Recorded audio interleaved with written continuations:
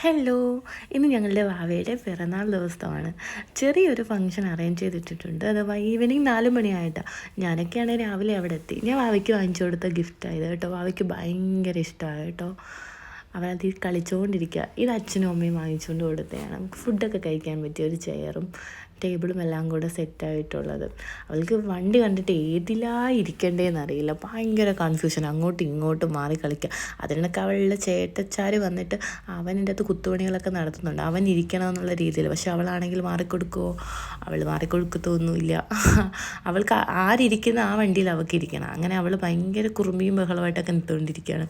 അതിനിടയ്ക്ക് പിന്നെ ഞങ്ങൾ ഡെക്കറേഷൻ ചെയ്യാൻ വേണ്ടിയിട്ടുള്ള ബലൂണും ഒക്കെ സെറ്റ് ചെയ്യുകയും അതിൻ്റെ പരിപാടികളും കാര്യങ്ങളും ഒക്കെയാണ്. ഒന്ന് കണ്ണ് കയറ്റിയപ്പോൾ ഇവൾ അടിയിൽ കൂടെ ഇറങ്ങുന്നു. അപ്പം ഞാനിവളോട് പറയായിരുന്നേ, ഇവൾ അവിടെ നമുക്ക് എപ്പോഴും ഇത് തടങ്ങിയിരിക്കുമല്ലോ എന്ന്. പക്ഷെ അവളത് തട്ടിപ്പൊളിച്ച് അതിൻ്റെ അടിയിൽ കൂടെ ഇറങ്ങി. മഹാകുറുമ്പിയാണ്. പിന്നെ ഞങ്ങളുടെ കലാപരിപാടികളിലേക്ക് നടന്നു. ഞങ്ങൾ ബലൂണെല്ലാം വീർപ്പിക്കലും അതിനിടയ്ക്ക് ലവന്മാർ കുത്തിത്തിരിപ്പും പൊട്ടിക്കലും മൊത്തവും പരിപാടികളായിരുന്നു. ഞങ്ങൾ തന്നെ എല്ലാം ബലൂൺ എല്ലാം ഡെക്കറേറ്റും കാര്യങ്ങളും എല്ലാം ചെയ്യുന്നു. സ്റ്റേജ് സഹിതം ഞങ്ങളാണ് എല്ലാം ചെയ്തത്. പിന്നെ എൻ്റെ അനിയത്തിക്ക് നല്ല ബുദ്ധിയൊക്കെ ഉണ്ട് കേട്ടോ. അവൾ ഐഡിയ ഈ സംഭവമൊക്കെ ഉണ്ടാക്കുന്നത്. എനിക്ക് ഇതിനെപ്പറ്റി ഒരു ധാരണയൊന്നുമില്ല. ഞാൻ പിന്നെ ഇങ്ങനെ പിടിച്ച് ഷോയപ്പ് മാത്രമേ ഉള്ളൂ. അവൾ നല്ല രീതിയിൽ അത് ഫുള്ളനെ ചെയ്തു. ഞാൻ ജസ്റ്റ് ഒന്ന് പിടിച്ചു കൊടുക്കൽ മാത്രമേ ഉള്ളൂ. അവൾ ബാക്കി എല്ലാം ചെയ്തിട്ട് എല്ലാവരെയും വിളിച്ചിട്ട് അവൾ കാണിക്കുമോ എങ്ങനെയുണ്ട് എന്ന്, കൊള്ളാവോ എന്നൊക്കെ വെച്ചിട്ട്. പക്ഷെ നന്നായിട്ട് ചെയ്തിട്ടുണ്ട് കേട്ടോ. അതിനിടയ്ക്ക് എൻ്റെ അച്ഛൻ വന്നു. ഇതാണ് എൻ്റെ അച്ഛൻ വന്നിട്ട് ഇങ്ങനെയല്ല ചെയ്യേണ്ടത്, അങ്ങനെയൊക്കെ ഞങ്ങളെ പറഞ്ഞുകൊണ്ടിരിക്കുക. പക്ഷെ അച്ഛനും ഇങ്ങനെയുള്ള കാര്യങ്ങളിലൊക്കെ നല്ല ഐഡിയ കേട്ടോ. സ്റ്റേജ് കാണുമ്പോൾ നിങ്ങൾക്ക് മനസ്സിലാവും. അതിൻ്റെ അകത്ത് നല്ല പരിപാടി അച്ഛൻ ചെയ്തിട്ടുണ്ട്. നല്ല രീതിയിൽ നമ്മൾ തന്നെയാണ്, ഞാൻ പറഞ്ഞല്ലോ, നമ്മൾ തന്നെയാണ് എല്ലാം ചെയ്തത്. നമ്മളല്ലാതെ പന്തലുകാരോ അങ്ങനെ ആരെയും വിളിച്ചില്ല. നമ്മൾ സാധനങ്ങളൊക്കെ എടുത്തിട്ട് നമ്മൾ തന്നെ ചെയ്ത്. പിന്നെ ഫുഡ് കഴിച്ചിട്ട് ഞാൻ വാവെ ഒരു ഉറക്കം കഴിഞ്ഞ് ഉറങ്ങിക്കൊണ്ടിരുന്നപ്പോൾ അവൾ എന്നെ വിളിച്ചിട്ട് ശല്യം ചെയ്തുകൊണ്ടിരിക്കുക. അവരവിടെ തകർത്ത പരിപാടിയാണ്, ഞാൻ മാത്രം കിടന്ന് ഉറങ്ങാമെന്ന് വെച്ചിട്ട്. അങ്ങനെ അവിടെ നല്ല വെയിലുണ്ടായിരുന്നു. അതുകൊണ്ട് ഞങ്ങൾ ഓരോ ഐസ്ക്രീമൊക്കെ കഴിച്ചിട്ടാണ് പണി തുടങ്ങിയത്. പിന്നെ ഡെക്കറേഷൻ പരിപാടികളിലേക്ക് ഞങ്ങൾ കടന്നു. ഓരോരുത്തർക്കും ഓരോ ഐഡിയ, ഓരോന്ന് ചെയ്യും അഴിച്ചു മാറ്റും. അങ്ങനെ ഇങ്ങനെ തകൃതിയായിട്ട് പരിപാടികൾ നടന്നുകൊണ്ടിരിക്കുകയാണ്. മെയിൻ അച്ഛനാണ് കേട്ടോ. അച്ഛനാണ് ഓൾമോസ്റ്റ് എല്ലാം പറഞ്ഞു തരുന്നത്. അതിൻ്റെ ഇടയ്ക്ക് ഞാനും അനിയത്തിയും കൂടെ അച്ഛനുമായിട്ട് മുറ്റാടിയും കിടക്കും, വഴക്ക് കിടക്കും. അതെല്ലാം അതിനിടയ്ക്ക് നടക്കും. ഞങ്ങൾ കൂടിയാൽ ഭയങ്കര സ്നേഹമാണ്, അടിയാണ്, വഴക്കാണ്, എല്ലാം നടക്കും. പിന്നെ കുഞ്ഞാവയുടെ ഫസ്റ്റ് മന്ത് തൊട്ട് ഉള്ള ഫോട്ടോസൊക്കെ നമ്മൾ ചെയ്യിച്ചിട്ടുണ്ടായിരുന്നു. 1, 2, 3 മന്ത് അങ്ങനെ. അത് നമ്മളിങ്ങനെ അറേഞ്ച് ചെയ്യുകയാണ്. പക്ഷെ അതൊരു കാരണവശാലും ഇരിക്കുന്നില്ല. അവിടെ നല്ല കാറ്റുണ്ട്. ഇച്ചിരി പടിഞ്ഞാറൻ ഏരിയ അവരുടെ വീട്.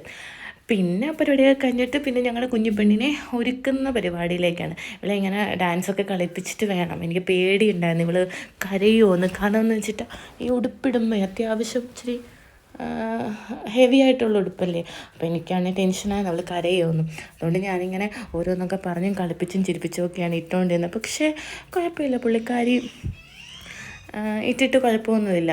നല്ല ഇഷ്ടത്തോടെയൊക്കെ ചെയ്തു. അതിൻ്റെ ഇടയ്ക്ക് കുഞ്ഞാവയുടെ അമ്മ ചേട്ടനെ ഒരുക്കിക്കൊണ്ടിരിക്കുകയാണ്. ചേട്ടനുമായിട്ട് അവിടെ യുദ്ധങ്ങളും പരിപാടികളും അടിയും ഇടിയും ഒക്കെ നടക്കുന്നുണ്ട്. ഞാനിടയ്ക്ക് കുഞ്ഞിനെ അടിക്കുന്നതിന് വഴക്കുമൊക്കെ പറയുന്നുണ്ട്. പിന്നെ ഞങ്ങളുടെ പെണ്ണൊരുങ്ങി സുന്ദരിയായി. ഞങ്ങൾ അവയുടെ മെയിനി പൊട്ടാ കേട്ടോ. എപ്പോഴും എന്നെ പോലെ മേലിലാണ് പൊട്ട് വെക്കണേ. പിന്നെ ഞാൻ ഒരുങ്ങി റെഡിയായി. ഞങ്ങൾ കേക്ക് കട്ടിങ് പരിപാടിയിലേക്ക് വെളിയിലോട്ട് ഇറങ്ങാനുള്ള തീരുമാനത്തിലാണ്. അങ്ങനെ അപ്പോൾ ഫോട്ടോസ് എടുക്കാൻ ഫോട്ടോഗ്രാഫർ വന്നു.